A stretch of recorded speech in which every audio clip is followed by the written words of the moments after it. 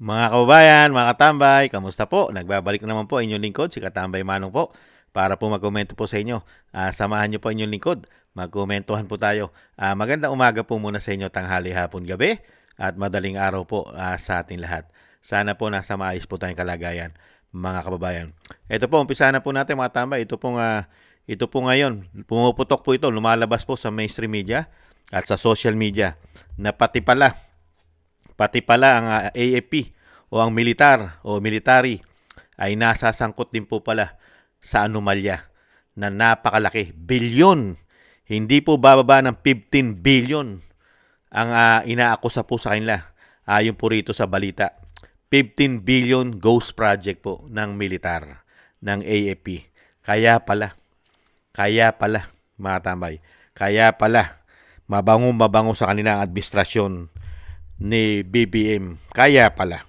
Halos lahat pala. Kaya pala totoo yung mga pumutok, di ba? Priority namin kayo. Priority po ni Tamba at ni Saldico. Kaya pala. Dahil kasama rin pala sa mga ghost project. Pakinggan po natin itong balita at komentuhan po natin mga kabayan. Billion pesos? Oo. Okay. Ang project ay kung tawagin ay TICAS. Ha? Tikas. Ang tama, mga sundalo talaga. Tikas. Mga matitikas talaga yan. Oo. Project Tikas. TICAS. Pero ang ibig sabihin yan ay tatag ng infrastruktura para sa kapayapaan at seguridad. Nako. Oo. TICAS program ng DPWH. So, programa ng DPWH to para sa mga sundalo natin? Kaya TICAS ang tawag. Alam ba ito ni General Romeo Browner? Palagay ko alam niya ito. Kasi para sa kanila to ha? Mula 2023 hanggang 2025, 15 billion ang kabuuan? Oo. Dapat ang itatayo nito, Nelson, ay ano ito, mga barracks o Lahat ng mga nationwide? Oo. Lahat ng mga kailangan ng mga sundalo. Grabe na Lumilitaw, yung mga project pala, kung hindi man natapos, hindi nagamit. Ibig sabihin, may mga hindi na... Oo nga naman, paano mo gagamitin yung hindi tapos sa proyekto, di ba? Oo nga naman. Pero nireport din ba nilang completed ito? Completed! 15 billion pesos proyekto ng DPWH para sa militar. Completed! Nakakapanginig lalo Ito, pakinggan mo. Sabi ni Defense Secretary Gibo Chodoro, merong 944 projects sa TICAS program. Nationwide, 944. Okay. 648 nakaabot ng first phase. Ibig sabihin siguro ano lang yun? Yung siguro poste-poste. Poste-poste. Yung land development siguro. 600, majority 648, diba? Okay. Pero dineklara completed. Grabe ito, Nelson, ha?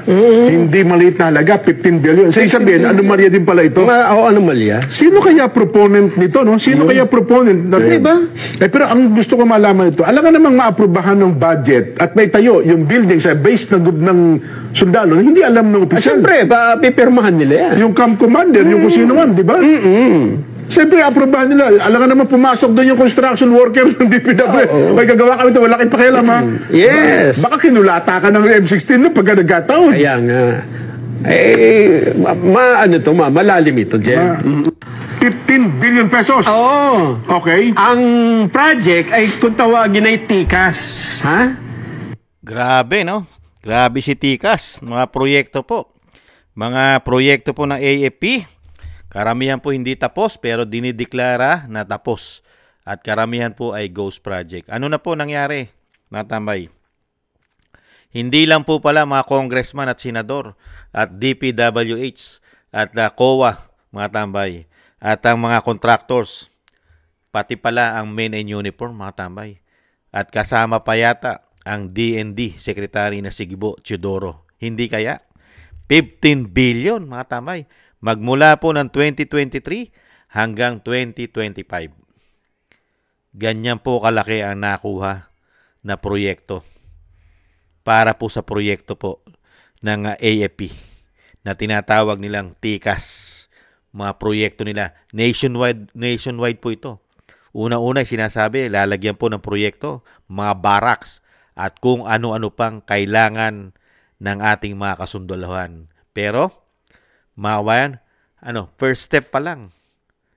Nasa first quarter pa lang, poste pa lang halos. Yun nga yung sinasabi ng commentator ng Net25. Di ba? Nasa first place pa lang o first base pa lang. Di ba?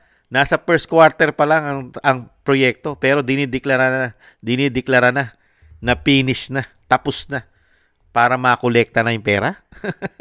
Ganon.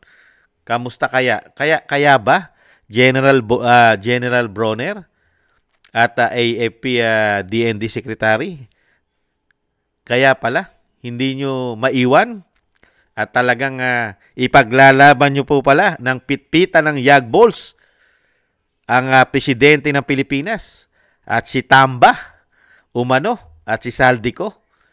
Kaya pala. Hindi ba kayo nagtataka, mga kabayan?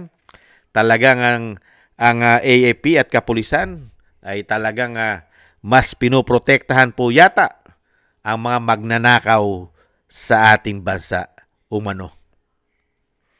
AFP, paano pa PNP? Na ganyan din po ang pananaw at paninindigan na suportado po ang mga magnanakaw umano. Mahigit 3 taon, puro pera. Tapos ngayon, nahaharap tayo sa napakaraming problema, kalamidad, lindol. Nahirap po nilang tunggunan dahil ang pera ng bansa ay nakukurap pala. Magmula sa taas hanggang baba, kasama na mga men in uniform pala. Umano. Grabe, no? Grabe, kaya pala asong-aso ang dating umano ng mga men in uniform natin. Hindi naman po lahat. Yung mga general umano. Alam kaya nila ito? Sabi nung Net25, mga anchor, sino pipirma? Pipirmahan ba yan ng Commander-in-Chief na may accountability? Pipirmahan niya ba mga proyekto ng AFP? Paano pa yung mga proyekto ng PNP? Hindi. Kaya pala magsisiyaman pala ang mga general, mga bayan. Yayaman pala talaga sila umano dahil sa bilyon-bilyon. Nung pumasok po ang binagoong Pilipinas, mga kabayan, lahat pala sila ang yayaman. Sila pala ang magsisiyaman. Lahat pala sila ay yayaman. Pero tayo mga taxpayer ay mababaon sa utang at sa kahirapan. Yun pala ang ibibigay nilang paglilingkod sa ating mga kabayan. Pati pala mga men in uniform ngayon. Grabe pala, no? Bilyon-bilyon, napakaraming pera. 15 billion. Napakasarap pong tanungin yan. At napakasarap pong imbestigahan yan. Pagka napalitan na po ang administrasyon, napakasarap po pala imbestigahan ng PNP at ang AFP.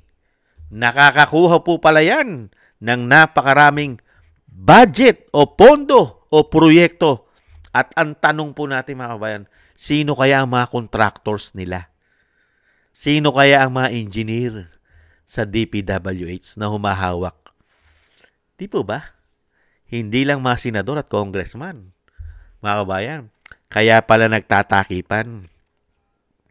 Kaya pala, pati yung ICI, yung Independent Commission na binuo, kaya pala closed door lang ang investigasyon.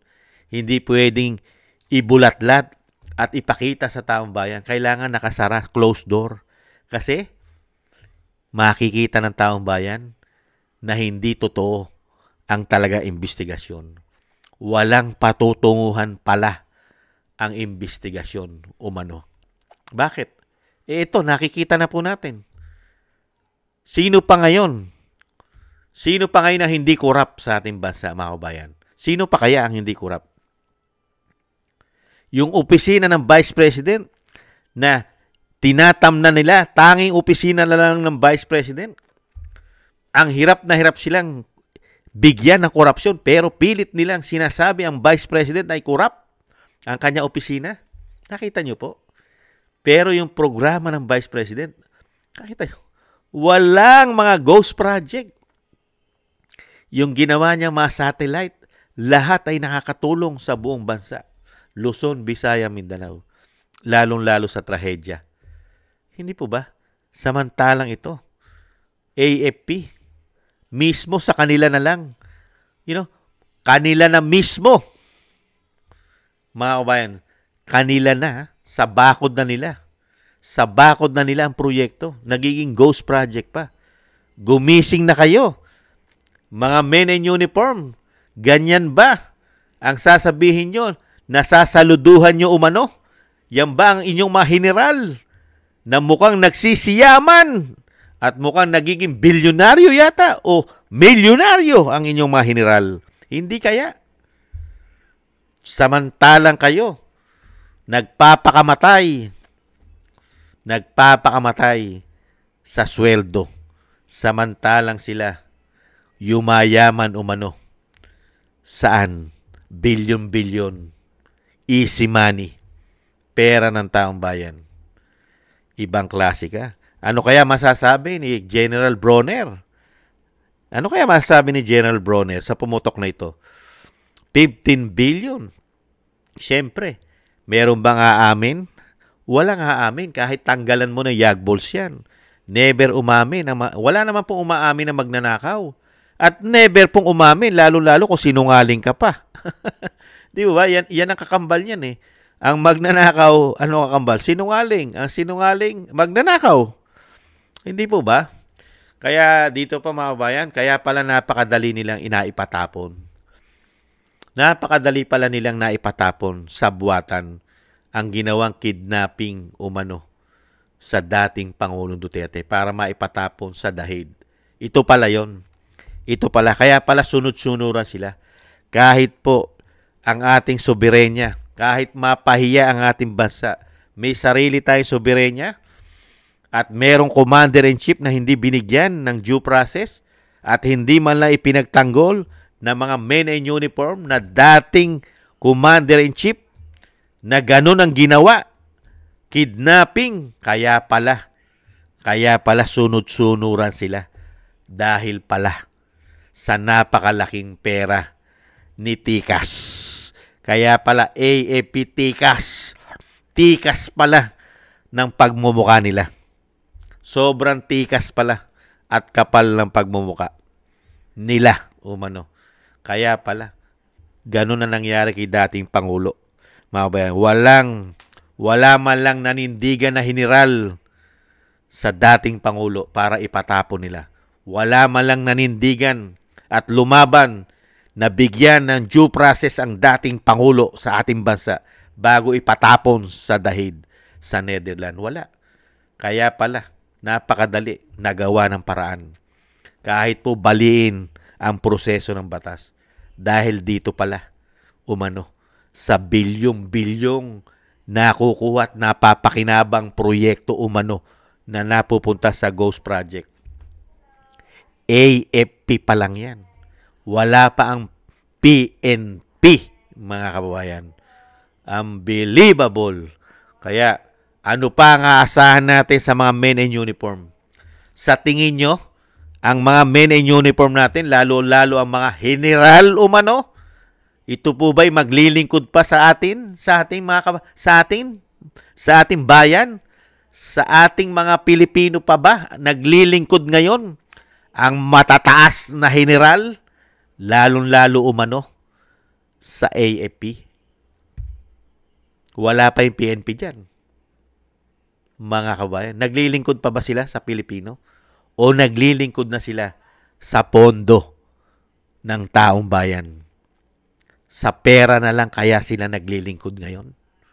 Nagtatanong lang si Kamanong, pera-pera na lang po ba ang dignidad ng ating mga general? Hindi naman po lahat ng AFP at PNP ang involved dyan. Siyempre, mga general. Hindi kakayanin na ordinaryo nating mga sandatahan lakas yan.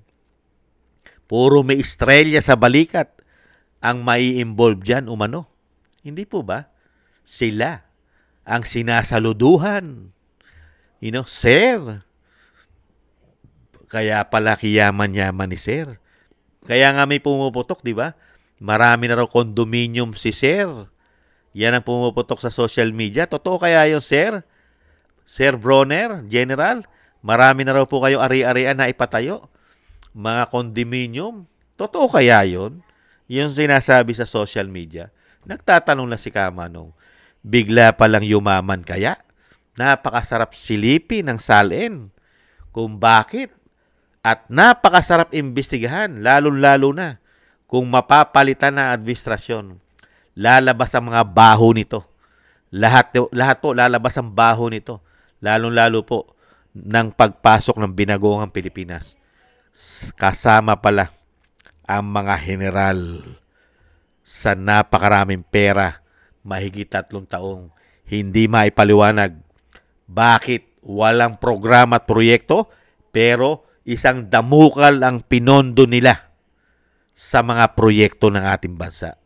Hindi lang flood control, kasama pa ang mga proyekto, programa ng AFP. 15 billion, mga kababayan. Pakapala na lang po kasi ng mukha mga kababayan. Hintayin po natin, sasagot naman po yan. At inaasahan naman natin na isasagot niya na hindi totoo. Fake news yan. Fake news ang Net25. Fake news yan.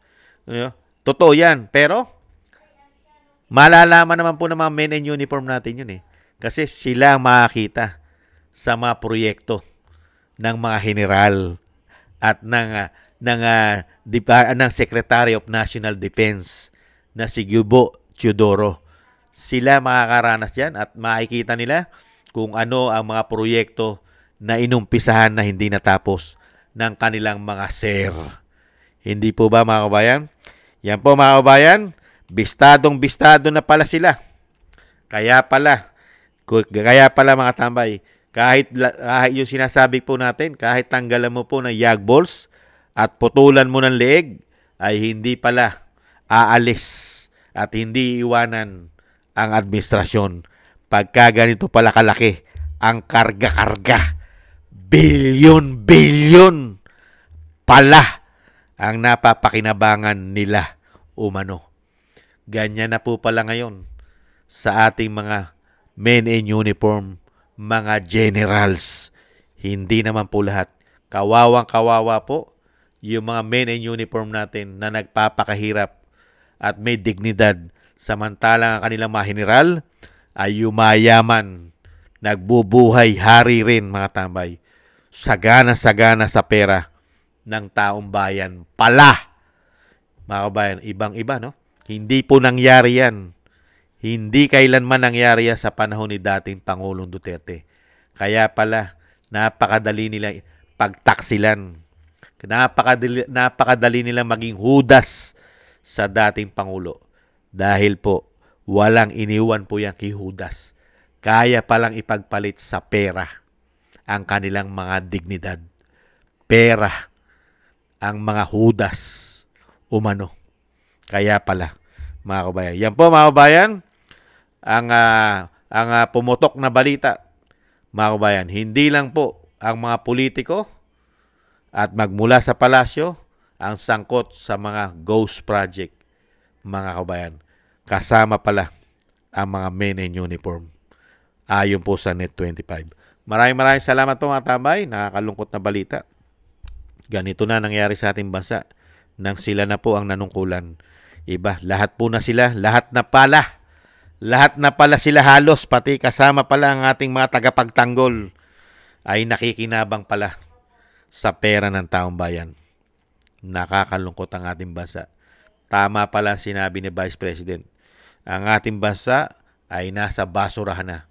Kasi pati pala ang mga general natin umano ay nasa basurahan na rin pala ang mga dignidad, mga kababayan. Yan ba may pagmamalaki po na mga bayani? Kaya ka ipagtanggol? Pagka pala nasuhulan umano ng malaking pera, ang sinasabing bayani ay pwede na maging Judas umano. Thank you po mga tambay sa gusto po natin tambay mga kabayan sa YouTube at TikTok. At sa mga subscribers po natin, thank you po. Mabuhay po kayo. At sa patuloy po nagbibigay ng tulong at biyaya, maraming salamat po sa inyo. Shoutout po sa inyo lahat. At sa mga nagko-comment, like, share, and subscribe. Thank you po. Maraming salamat po. At syempre po, magpatuloy po tayo na isama po natin sa mga dasal at panalangin na maingatan po ang pamilya Duterte, ang ating Vice President na pag-asa po natin, at ang dating Pangulong Duterte na madugtungan pa po ang kanyang buhay at kalakasan at makalabas na po sa lalong mabilis. At syempre po mga tambay, ganun din po. Magdasal din po tayo para po sa ating pag-iingat at ang ating buong sambayanan. Thank you po mga kabayan. Maraming salamat po sa inyo. At ingat-ingat po mga tambay, konting tiis lang po. Napakalaki po ng problema ng ating bansa at napakalaki ng pinagdadaanan po natin sa mga tao na ito na puro po pahirap at puro po korupsyon, pagnanakaw. Kaya po talagang greedy. Grabe pala sila. Greedy, sakim. Mga kabayan, nung makabalik sila sa kapangyarihan, tamang-tama pala sinabi ng Vice President. Greedy, sakim, sa kapangyarihan. May bonus pang pulburon. Bye-bye. Ingat po. Paalam. Bye-bye.